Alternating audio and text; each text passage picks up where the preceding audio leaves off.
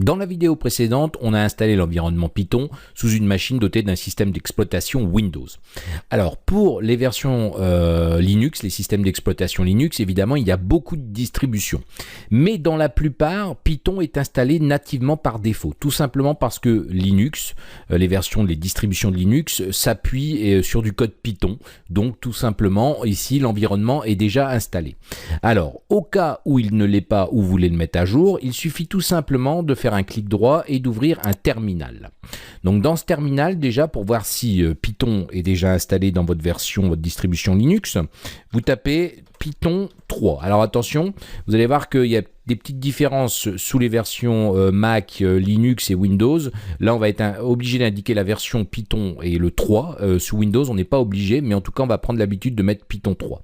Donc si je lance la commande Python 3 dans un terminal, on peut voir que j'ai déjà une version ici 3.6.7 qui a été installée. Alors, il faut savoir que mon Ubuntu ici est une version 18, je pense, que je viens de fraîchement d'installer. Donc évidemment, il est à jour.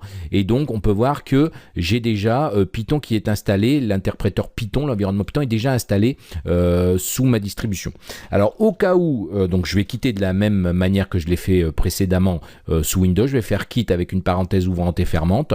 Et là, au cas où vous voudriez l'installer ou tout simplement le mettre à jour, la commande est assez simple. Vous tapez sudo apt-du6 get install et là Python 3 et vous validez. Là évidemment ça vous demande votre mot de passe, vous le renseignez. Je valide et là on peut voir que c'est déjà fait. En fait, si on lit sur la dernière ligne, j'ai eu 0 mise à jour, 0 nouvellement installé. En fait, tout simplement parce que on peut voir que Python 3 est déjà la version la plus récente, la version 3.6.7.1, blablabla.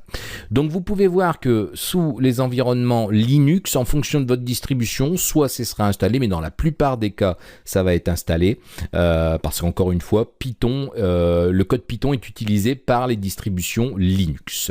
Donc voilà pour ce qu'il y a à dire pour l'installation. En tout cas pour les heureux utilisateurs de Linux, les Linuxiens, vous n'aurez pas vraiment grand chose à faire hormis peut-être une mise à jour de Python 3.